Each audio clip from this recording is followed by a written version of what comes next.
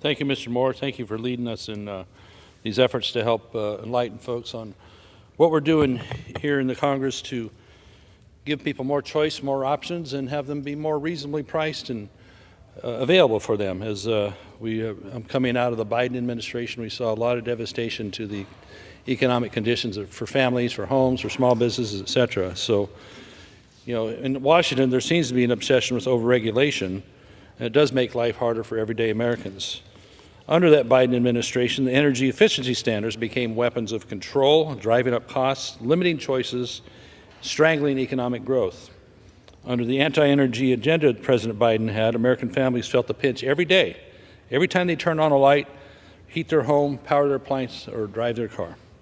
These so-called efficiency standards didn't lower costs. They shifted the burden onto local level wallets and bank accounts. Back in my home state of California, we'd see the impact firsthand as these ideas seemed to start there first. Between skyrocketing energy bills and blackouts caused by misguided policies, public safety power shutoffs is what they call them, okay? When the wind is blowing and they haven't trimmed the trees in the forested areas around power lines, they have to shut off the power rather than doing the work out in the forest that's needed. But that's another issue. All of this causes families to have to pay more for less reliability in their needs. So this is the future that our Democrat colleagues seem to want for the rest of America, one where energy is not affordable nor dependable. As the conversions keep pushing more towards wind and solar, which are fine in of themselves, but they're a tiny part of the grid, they're not a 24/7 available source of power anyway, such as we would get from nuclear energy, hydroelectric, natural gas, coal. Those can be counted on at any time. You can turn them on, you can use them any time. Obviously, with wind or solar, you have to wait for the sun to come up, the clouds to go away, to stop raining, or the wind to blow. As long as the wind doesn't blow too hard, which in case they have to slow down and shut off the windmill because the wind might spin it off of its hinges there. So with Washington bureaucrats now trying to dictate what kind of refrigerator you can have, what kind of stove you can use, and even how long your dishwasher should take to run. I mean, most folks in their homes want to see that the dishwasher runs long enough to get things clean and dry. Same with your dryer, same with your clothes washer. What it takes to get the job done, not some arbitrary, shutdown of when a bureaucrat decides, oh, you've used enough energy. So really, it's just limiting options and you being told what's good enough for you rather than what you actually need.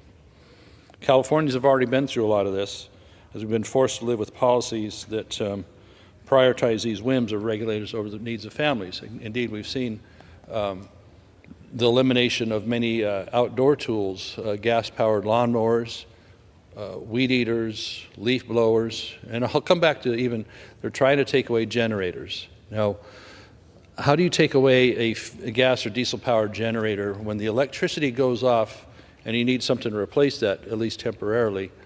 What do you power that generating vehicle with?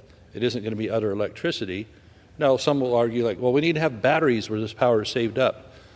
Okay, well, there's a lot of issues with batteries on what it takes to make them, what do you do with the metals and the materials from a battery that is now no longer useful, it has to be discarded, versus just having something that works at the flick of a switch or the pull of a cord.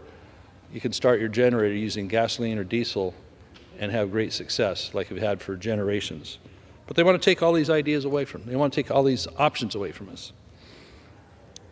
And indeed, they do many things for inconveniencing families, small businesses, and they also strangle our economy. It's amazing to go out to Tractor Supply or someplace like that, and the whole lineup of these outdoor appliances are all electric. It just happened overnight. And I don't know how well they're selling or how well people like them, but we got to get to a point where we can overcome these mandates, at least not have them at the federal level for the other 49 states or whatever amount of states that are not following California, as more and more of them seem to want to get forward with California's craziness. Manufacturers are forced to spend millions trying to comply with these rules, changing the dynamics, changing the makeup of how their equipment works. And so just take the electric car industry, for example. I remember back in California in about 1990, the California Air Resources Board, known as CARB, pretty famous now, I believe it was 1990, they wanted to mandate that 10% of all vehicles by the year 2000 had to be zero emissions vehicles. And at the time, all that would mean is like, well, you got to use batteries instead of fuel. So they were, manufacturers were standing on their head, the auto manufacturers, trying to figure out how are we going to meet this mandate in 10 years for 10% production.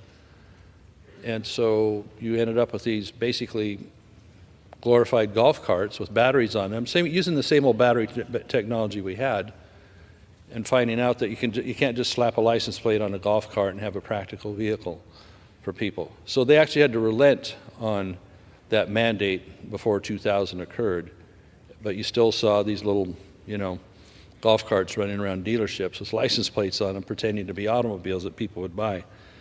They don't always know by making a mandate. See, many in those institutions believe that, well, if we force the mandate, then they will come up with the technology.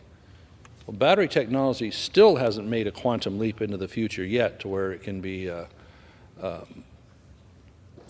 such an incredible source and for long extended periods as really the previous generation. They got more experimental materials, they have different, more exotic materials they're actually using now, but the battery life hasn't extended that much more than what batteries of 20 years ago were doing.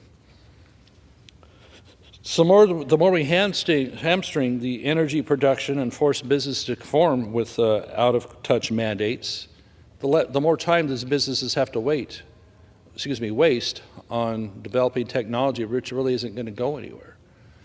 The further refinement of internal combustion engines has so far achieved amazing results with how clean gasoline and diesel engines are running these days, as they have put the filtration systems and the fuel additives on there to make a diesel engine run pretty darn clean.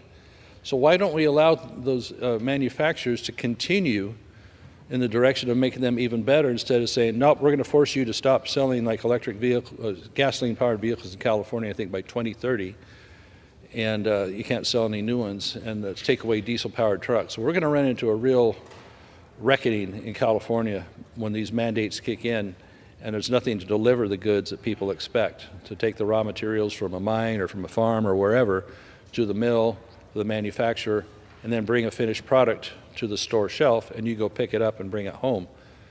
With taking away these options, it's going to be a real strangle on the economy of California and any other state foolish enough to follow what we do out there.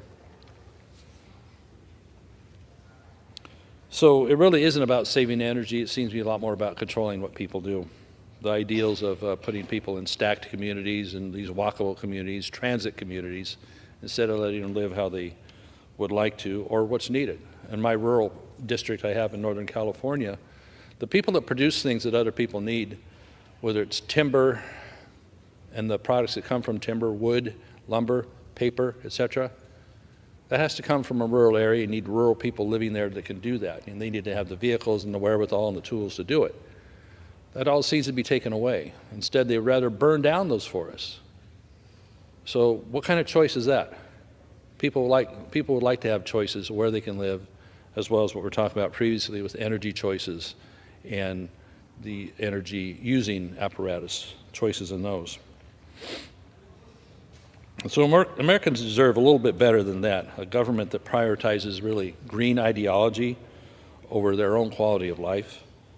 Because what you get right down to is that when these choices are taken away, you don't really get that much greener of a life, of a lifestyle, because there's an offset for taking away the power plants that we have. There's an offset of replacing them with solar panels that cover many, many acres, especially of prime ag ground like they're trying to do in Central California, in what's some of the richest ag ground anywhere in the world, and products there that so many Americans have come to expect that come from California with these amazing vegetable crops, fruit crops, nut crops that 90 to 99 to even 100% of them are grown in California. We want to cover those areas with solar panels because those areas have had their water rights and their water taken away because of more green things and more environmental policies that put fish over the needs of people. So instead, we need to go the direction that puts energy policies that would actually lower prices, expand the consumer choices, and create opportunities for American jobs and American economy, American prosperity. and not have the continued stranglehold we saw in the Biden administration. So the work we're doing here, along with President Trump, is extremely important to bring these things back to the forefront of families having choices in the basics like their appliances, their automobiles, their ability to heat or cool their homes, and just enjoy their life. So we will continue, and I look forward to being part of the battle here, pushing back against that out-of-touch agenda, whether you want to call it Green New Deal or green ideology or what have you, and move towards a future where families and not bureaucrats get to decide what works best for them. So with that, I'd like to yield back to my friend from Utah. Thank you, Mr. Moore, for the time.